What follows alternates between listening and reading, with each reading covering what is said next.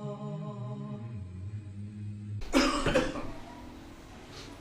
الحمد لله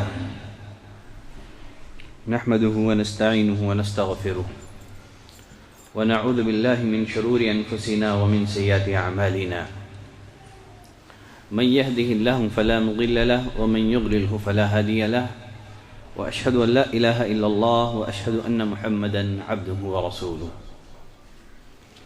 يا أيها الذين آمنوا اتقوا الله حق تقاته ولا تموتن إلا وأنتم مسلمون يا أيها الناس اتقوا ربكم الذي خلقكم من نفس واحدة وخلق منها زوجها وبث منهما رجالا كثيرا ونساء واتقوا الله الذي تساءلون به والأرحام إن الله كان عليكم رقيبا يا أيها الذين آمنوا اتقوا الله وقولوا قولا سديدا يصلح لكم أعمالكم ويغفر لكم ذنوبكم ومن يطع الله ورسوله فقد فاز فوزا عظيما. أما بعد فإن أصدق الحديث كتاب الله وأحسن الهدي هدي محمد صلى الله عليه وسلم وشر الأمور محدثاتها وكل محدثة بدعة وكل بدعة ضلالة وكل ضلالة في النار.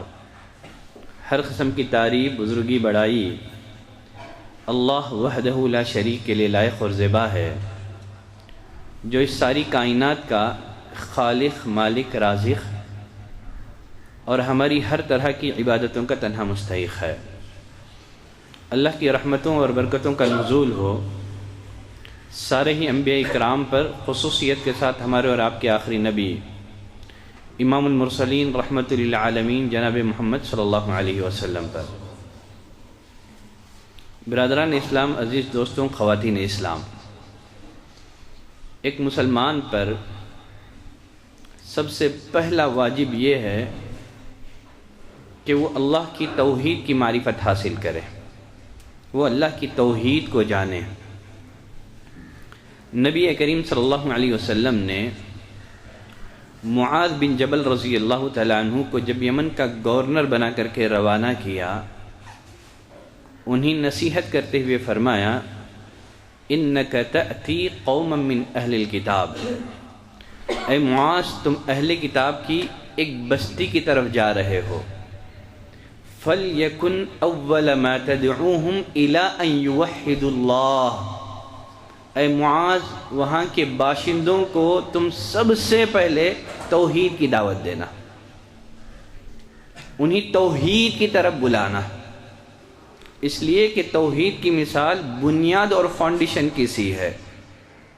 اگر مسلمان عبادتوں کی، نیک اعمال کی، چاہے کتنی ہی بڑی عمارت کیوں نہ کھڑی کر لے، اگر اس کے ایمان میں خلل ہے، اگر اس کی توحید میں خلل ہے، تو اللہ تعالیٰ اس کی عبادت کو قبول نہیں کرتا ہے۔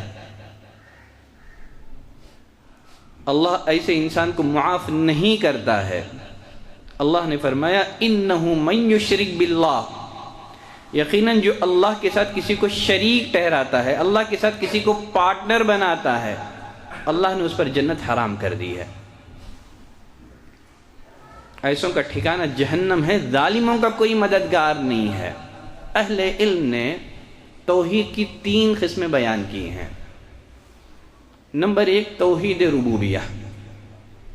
توحید ربوبیہ کا مطلب یہ عقیدہ رکھا جائے کہ اللہ ہی اس کائنات کا خالق ہے، وہی مالک ہے، وہی رازق ہے، وہی اس کائنات کا نظام، وہی اس کائنات کا سسٹم چلانے والا ہے۔ یہاں یہ بات ذہن میں رکھیں، توحید ربوبیت کا اقرار نجات کے لیے کافی نہیں ہے، اس لیے کہ نبی کریم صلی اللہ علیہ وسلم کے دور کے کفار اور مشرکین توحید ربوبیت کو مانتے تھے، اللہ کو خالق مانتے تھے، اللہ کو رازق مانتے تھے، اللہ کو مدبر مانتے تھے۔ اللہ نے فرمایا، وَلَئِن سَأَلْتَهُم مَّنْ خَلَقَ السَّمَاوَاتِ وَالْأَرْضَ لَيَقُولُنَّ اللَّهُ، اے نبی اگر آپ ان سے سوال کریں آسمان اور زمین کا خالق کون ہے، آسمان اور زمین کو کس نے پیدا کیا، وہ کہیں گے اللہ نے۔ اور ایک جگہ اللہ نے فرمایا، قُلْ مَنْ يَرْزُقُكُم مِّنَ السَّمَاءِ وَالْأَرْضِ، اے نبی آپ ان سے سوال کریں، پوچھیں آسمان اور زمین سے رزق کون دیتا ہے؟ روزی کون دیتا ہے؟ امن یملک السمع والابصار، کون ہے جو تمہارے کان پر، تمہارے آنکھ پر مکمل اختیار رکھتا ہے؟ ومن یخرج الحی من المیت ویخرج المیت من الحی، کون ہے جو جاندار سے بے جان کو اور بے جان سے جاندار کو نکالتا ہے؟ ومن یدبر الامر، کون ہے جو معاملات کی تدبیر کرتا ہے؟ فَسَيَقُولُونَ اللہ، وہ جواب میں کہیں گے یہ سارے کام کرنے والا اللہ ہے۔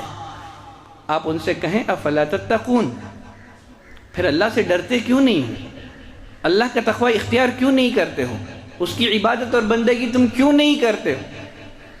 معلوم کیا ہوا کہ توحید ربوبیت نجات کے لیے کافی نہیں ہے، اللہ کو خالق مان لینا کافی نہیں ہے، اللہ کو رازق مان لینا کافی نہیں ہے۔ مسلمان ہونے کے لیے توحید ربوبیت کے ساتھ ساتھ توحید الوہیت کو ماننا بھی ضروری ہے۔ توحید الوہیت کا مطلب کیا ہے؟ توحید الوہیت کا مطلب یہ ہے، یہ عقیدہ رکھا جائے کہ اللہ ہی معبود برحق ہے، صرف اس کی عبادت کی جائے، اس کی عبادت میں کسی کو شریک نہ کیا جائے، اس کی عبادت میں کسی کو پارٹنر نہ بنایا جائے، چاہے وہ نبی ہو، ولی ہو، چاہے وہ فرشتہ ہو، چاہے وہ جاندار ہو یا بے جان، چاہے اور کوئی مخلوق ہو۔ اللہ نے فرمایا ذَلِكَ بِأَنَّ اللَّهَ هُوَ الْحَقِّ، یہ اس لیے کہ اللہ ہی معبود برحق ہے۔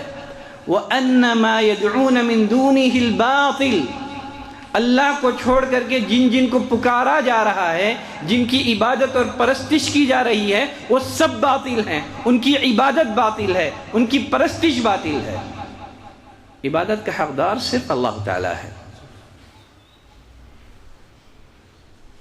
یقیناً جو مشروع عبادتوں میں سے کسی ایک عبادت کو بھی غیر اللہ کے لیے انجام دے، ایسا آدمی مشرک ہے، دائرہ اسلام سے خارج ہے۔ اللہ نے فرمایا وَمَن يَدْعُ مَعَ اللَّهِ إِلَٰهًا آخَرَ، جو اللہ کے ساتھ اور معبود کو پکارتا ہے اور معبودوں کی عبادت کرتا ہے، لا برہان لہ بھی، اس کے پاس اس کی کوئی دلیل نہیں ہے، فَإِنَّمَا حِسَابُهُ عِنْدَ رَبِّهِ، اس کا حساب اللہ پر ہے۔ إِنَّهُ لَا يُفْلِحُ الْكَافِرُونَ، ایسے لوگ کافر ہیں، کافر فلاح نہیں پائیں گے۔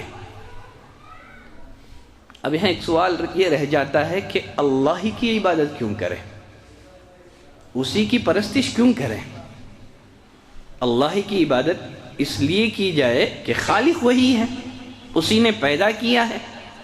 اللہ نے فرمایا یا ایھا الناس اعبدوا ربکم الذی خلقکم، اے لوگوں عبادت کرو اپنے اس رب کی جس نے پیدا کیا ہے۔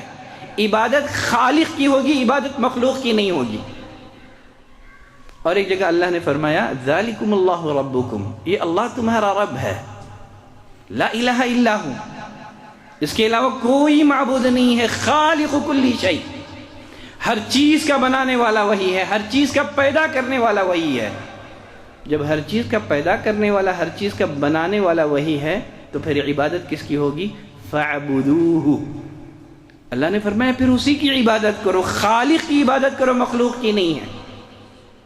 اور ایک جگہ اللہ نے فرمایا یا ایھا الناس ضرب مثل فاستمعوا له، اے لوگوں تمہارے سامنے ایک مثال بیان کی جا رہی ہے، غور سے سننا، کان لگا کر کے سننا۔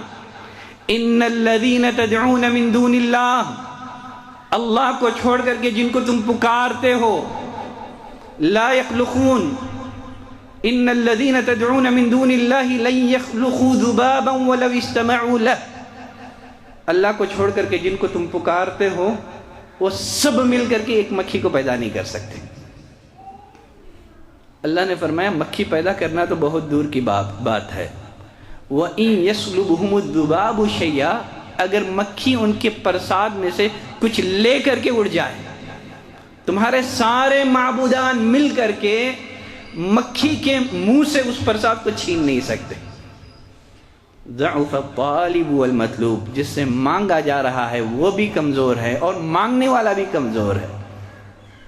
تو عبادت اللہ ہی کی جائے، اس لیے کہ خالق وہی ہے۔ عبادت اللہ ہی کی کیوں کی جائے؟ اس لیے کہ مالک وہی ہے، وَلِلَّهِ مُلْكُ السَّمَاوَاتِ وَالْأَرْضِ، آسمان اور زمین اور آسمان اور زمین میں جو کچھ ہے سب چیزوں کا مالک اللہ ہی ہے۔ اللہ نے فرمایا ان الذین تدعون من دونی ما یملکون من خطمیر، اللہ کو چھوڑ کر کے جن کو تم پکارتے ہو وہ کھجور کی گٹلی کے چھلکے کے بھی مالک نہیں ہیں۔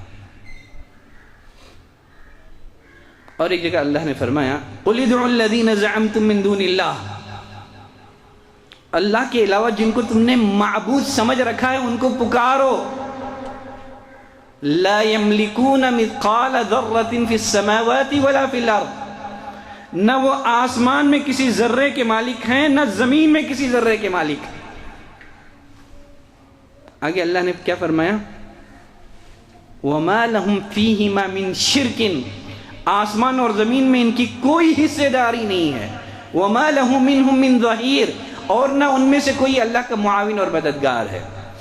اگر ہم کسی کی عبادت اور پرستش کرنا چاہتے ہیں، یا تو وہ مالک ہو، اگر وہ مالک نہیں ہے تو کم از کم وہ پارٹنر ہو، اگر پارٹنر نہیں ہے تو کم از کم ہیلپر ہو۔ اللہ نے فرمایا اللہ کو چھوڑ کر کے جن کو تم پکارتے ہو، نہ وہ ذرے کے مالک ہیں آسمان اور زمین میں، نہ ان کی کچھ حصے داری ہے، اور نہ یہ لوگ ہیلپر ہیں، نہ انہوں نے اللہ کی مدد کی ہے۔ تو اللہ کی عبادت اس لیے کی جائے کہ وہی مالک ہے۔ اللہ کی عبادت ہمیں اس لیے کرنا چاہیے کہ روزی وہی دیتا ہے۔ اللہ نے فرمایا ان الذین تدعون من دون اللہ لا یملکون لکم رزقا، اللہ کو چھوڑ کر کے جن کو تم پکارتے ہو وہ تمہاری روزی کے مالک نہیں ہیں۔ فابتغوا عند اللہ الرزق، اللہ کے پاس روزی تلاش کرو۔ فاعبدوہ، اللہ کی عبادت کرو، اس کا شکر ادا کرو، تم سب کو اسی کی طرف پلٹ کر کے جانا ہے۔ تو اللہ کی عبادت کیوں کریں؟ رزاق وہی ہے، ان اللہ هو الرزاق، اللہ ہی رزاق ہے، روزی دینے والا اللہ ہے۔ اللہ کی عبادت کیوں کی جائے؟ وہ اکیلا ہے، وہ صمد ہے، وہ بے نیاز ہے۔ قل هو اللہ احد، اے نبی آپ کہہ دیجئے اللہ اکیلا ہے، وہ صمد ہے، وہ بے نیاز ہے، سب کو کھلاتا ہے، وہ کھانے کا محتاج نہیں ہے، سب کو پلاتا ہے، وہ پینے کا محتاج نہیں ہے۔ اللہ کی عبادت کیوں کرے؟ وہ لم یلد ولم یولد ہے، نہ وہ والد رکھتا ہے نہ وہ اولاد رکھتا ہے، وہی اول و آخر ہے۔ اللہ کی عبادت کیوں کرے؟ اس لیے کہ اس جیسا کوئی نہیں ہے۔ اللہ کی عبادت کیوں کی جائے؟ وہ الحی ہے، وہ قیوم ہے، وہ لا تأخذہ سینۃ ولا نوم ہے، اسے نہ نیند آتی ہے نہ اونگ آتی ہے۔ لہ ما فی السماوات و ما فی الارض، آسمان اور زمین میں جو کچھ ہے سب اسی کا ہے، تو عبادت بھی صرف اسی کی ہوگی۔ اللہ کی عبادت کیوں کی جائے؟ اس لیے کہ دعا قبول کرنے والا وہی ہے۔ اللہ نے فرمایا وَإِذَا سَأَلَكَ عِبَادِي أَنِّي فَإِنِّي قَرِيبٌ، اے نبی جب تجھ سے میرے بندے میرے بارے میں سوال کرے، بتانا کہ میں ان کے قریب ہوں۔ اجیب دعوت الداعی اذا دعان، جب دعا کرنے والا دعا کرتا ہے تو میں اس کی دعا سنتا ہوں۔ اللہ نے فرمایا اور ایک جگہ امن یجیب المضطر اذا دعاہ، کون ہے جو مجبور کی دعا سنتا ہے؟ اذا دعا، جب وہ اسے پکارتا ہے، ویکشف السوء، اور اس کی مصیبت اور پریشانی کو دور کرتا ہے، وَيَجْعَلُكُمْ خُلَفَاءَ الْأَرْضِ، اور زمین کی خلافت تمہیں عطا کرتا ہے۔ اَإِلَٰهٌ مَّعَ اللَّهِ، کہ اللہ کے علاوہ بھی اور کوئی معبود ہے؟ قَلِيلًا مَّا تَذَكَّرُونَ، بہت کم تم نصیحت حاصل کرتے ہو۔ تو توحید الوہیت یہ ہے بندہ یہ عقیدہ رکھے کہ ہماری عبادت کا مستحق صرف اللہ ہے، اور عبادت بھی ایسی جس میں اخلاص ہو، جس میں غیر کی ذرا برابر بھی شرکت نہ ہو۔ ان صلاتی ونسکی ومحیای ومماتی للہ رب العالمین، اے نبی آپ کہہ دیجئے یقیناً میری نماز، میری قربانی، میرا جینا، میرا مرنا اس اللہ کے لیے ہے جو سارے جہانوں کا رب ہے۔ اللہ سے دعا کرتے ہیں کہ پروردگارہ تو ہمیں توفیق دے کہ ہم توحید پر قائم اور دائم رہ سکیں۔ اے پروردگارہ شرک سے تو ہماری حفاظت فرما، سبحانک اللہم و بحمدک اشہد ان لا الہ الا انت استغفرک و اتوب الیک.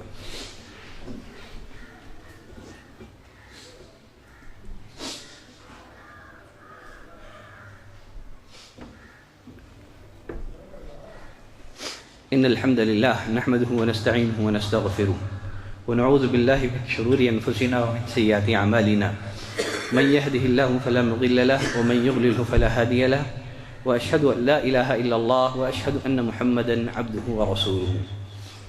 اہل علم نے توحید کی 3 قسمیں بیان کی ہیں. ایک ہے توحید ربوبیہ، نمبر 2 توحید الوہیہ، اور توحید کی ایک تیسری قسم ہے، اس کو توحید اسماء و صفات کہا جاتا ہے. توحید اسماء اور صفات کا مطلب یہ ہے کہ اللہ کو اس کے ناموں میں، اس کے صفات میں اکیلا مانا جائے، بے مثل مانا جائے، وحدہ لا شریک مانا جائے. اللہ کی صفات میں سے ایک صفت وہ غیب کا جاننے والا ہے. اگر کوئی مسلمان اللہ کی اس صفت غیب میں کسی کو شریک کرتا ہے تو ایسا آدمی مشرک ہے. اللہ نے فرمایا قل لا يعلم من في السماوات والارض الغیب الا اللہ. اے نبی آپ بتا دیں آسمان اور زمین میں اللہ کے علاوہ کوئی غیب نہیں جانتا ہے. تو اللہ کو اس کے ناموں میں اکیلا ماننے کا مطلب یہ ہے کہ اس کو اس کے ناموں میں منفرد مانا جائے، بے مثال مانا جائے، وحدہ لا شریک مانا جائے. اللہ کی صفات میں کسی کو شریک نہ کیا جائے. اس کا نام ہے توحید اسماء اور صفات. برادران اسلام، عزیز دوستوں، اللہ کے حقوق کیا ہیں اس پر ہماری گفتگو کا سلسلہ مزید جاری ہے. یہاں ایک اعلان ہے، سماعت فرمائیں. ہمارے اسی شہر بنگلور الیاس نگر میں ایک تعمیر مسجد کا کام چالو ہے. پہلے تو وہاں ایک عارضی مسجد تھی، اس کو منہدم کر کے ڈیمالش کر کے اسی جگہ الحمدللہ مسجد تعمیر کی جا رہی ہے، اور گراؤنڈ فلور کا کام چل رہا ہے. مزید 2 فلور کی تعمیر کے کام کا یہ لوگ منصوبہ رکھتے ہیں. یقیناً تعمیر مسجد یہ بڑا نیک عمل ہے. نبی کریم صلی اللہ علیہ وسلم نے ان لوگوں کو بشارت دی ہے جو دنیا میں مسجدیں تعمیر کرتے ہیں کہ اللہ جنت میں ایسوں کے لیے گھر تعمیر کرتا ہے. یقیناً وہ انسان خوش نصیب ہے جو جنت میں گھر بنانے کی فکر کرتا ہے. دنیا میں تو ہر کوئی گھر بنانے کی فکر کرتا ہے. خوش نصیب کامیاب کامران انسان وہ ہے جس کے لیے جنت میں گھر تعمیر کی جائے، جو آخرت کی فلاح اور آخرت کی کامیابی اور کامرانی کا اپنے آپ کو مستحق بنا لے. ان اللہ وملائکتہ یصلون علی النبی یا ایھا الذین آمنوا صلوا علیہ وسلموا تسلیما.